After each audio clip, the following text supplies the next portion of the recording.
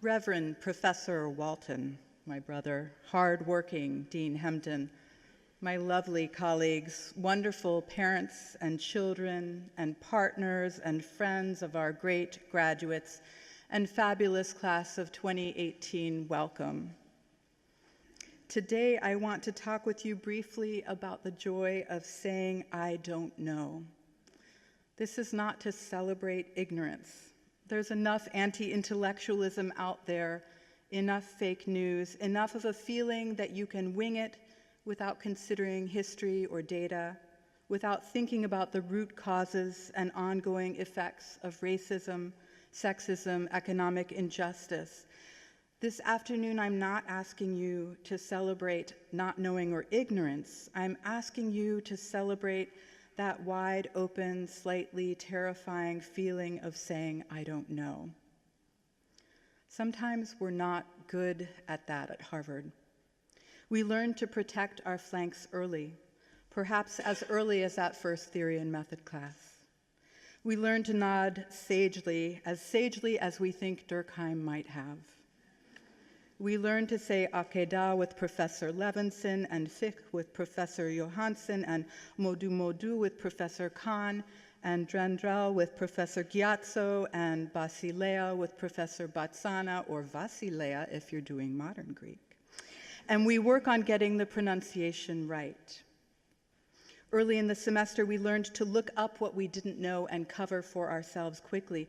But after those first few weeks of intimidation, and they happened to faculty as well as to students, I want you to know, I think we learned to soften a bit, and we ease into the fact, I don't know.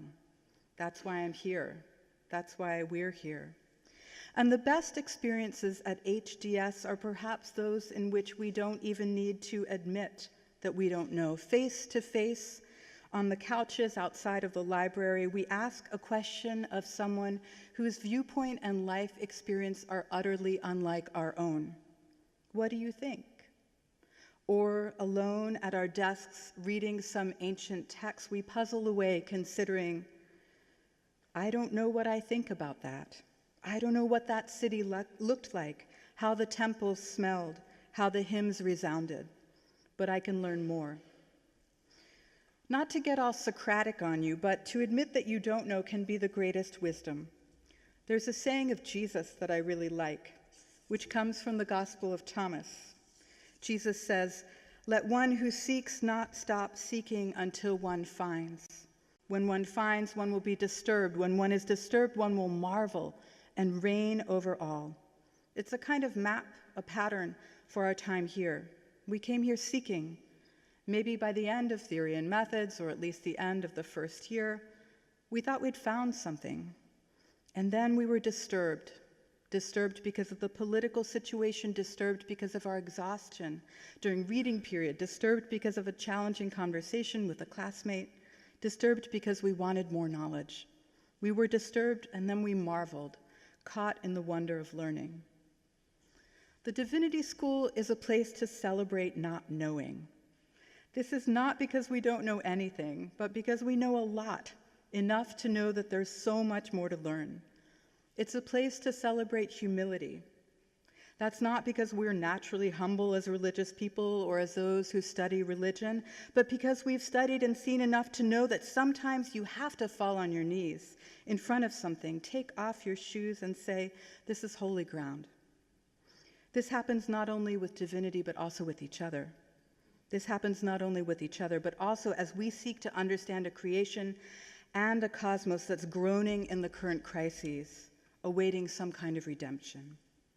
Our schools, our universities, our religious institutions, our NGOs are the spaces of utopian work. Some of these institutions are replete with problems of colonialism and wealth and privilege built on the labors of slaves, limned with prejudice.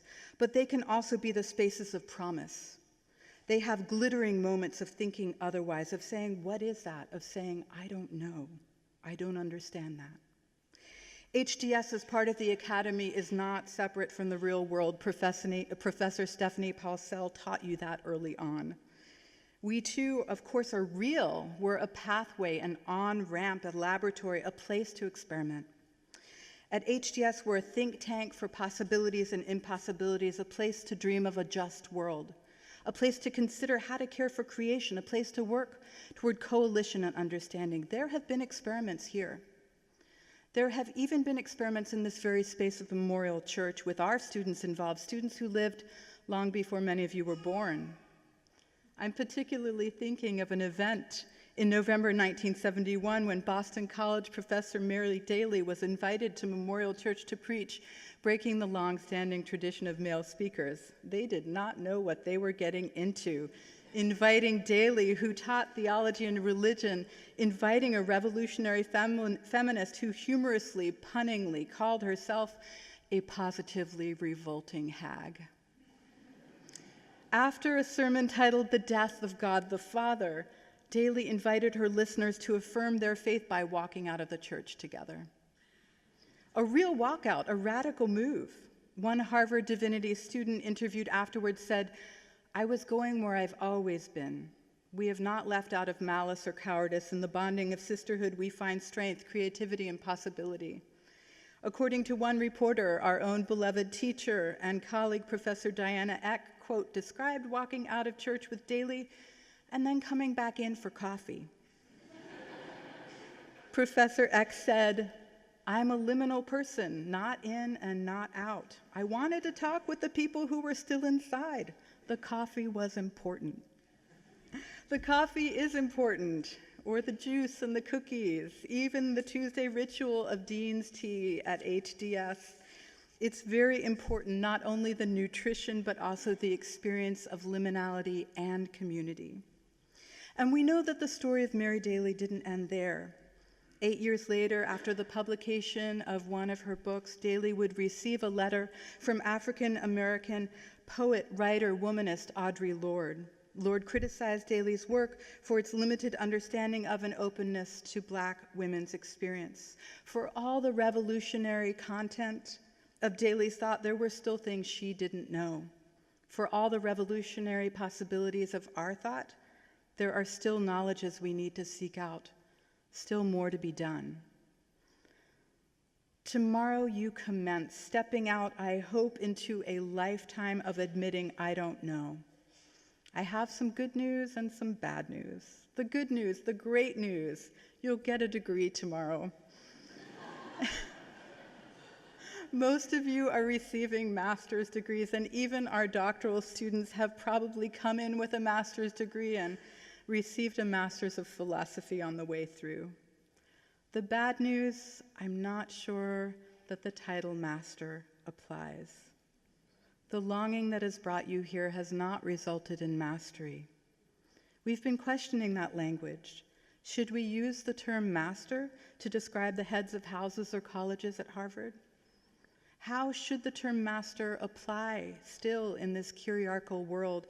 I'm using a term from Professor Elizabeth Schussler-Fiorenza's work, a word that indicates the idea that one can master or dominate or own another, an idea that's persisted in various ways and times in the Roman Empire and in antebellum America and beyond.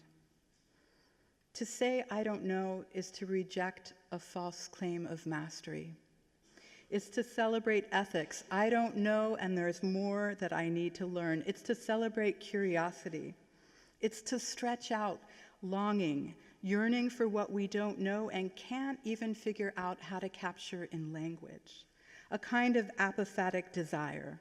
Those of you who have had classes with Professor Stang will understand. I don't know, and I want to learn. I'm still hungry and thirsty for knowledge like a heart longing for streams of water. To say you don't know is to admit that you need the past, that you urgently desire history, that you want the power of the ancestors. To say you don't know is not to be humiliated, but to enter humbly into relation with each other, with the world, with divinity. You've done tremendous things here. We recall your thinking about performativity, ritual, and trauma, your use of queer theory to think about ancient slavery. We remember your work in convening discussions to advance racial justice and healing. We remember your time at a monastery in Japan, or working on a new institute class for the LDS Church, or bringing Latinx voices to the center of conversation, or working or driving a really long way to preach somewhere. We remember your leadership in die-ins, teach-ins, and regular conversations. We remember how you used podcasts, film, storytelling, end-of-term papers to tell your stories and the stories of those about whom you care. We recall your beautiful voices, arguing in the classrooms of Divinity Hall and Andover, translating scriptures, or lifted in song, as we've heard today. We remember your careful papers, rich in footnotes, falling into centuries of scholarly conversation. We're proud of you and grateful. We're grateful for the sparks that you carry from our classrooms, from the library, from the cafeteria in Rockefeller Hall, or from lying outside in the grass outside Andover into the world. You justify us. You make us light. You know a lot. You've learned a lot here, and we've learned a lot from you. While among us you sought for knowledge of each other, which is ever incomplete given our precious differences. You continue to seek and to find, yearning in your desire for knowledge, whether of self or of other, or for divinity that's barely glimpsed among the beating wings of cherubim.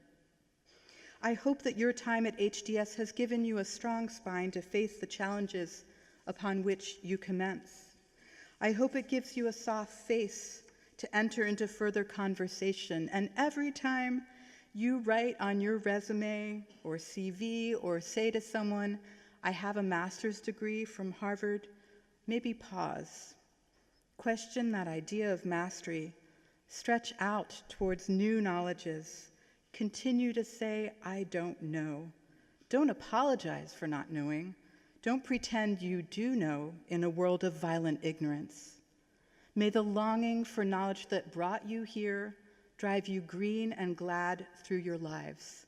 Seek, find, be disturbed, marvel.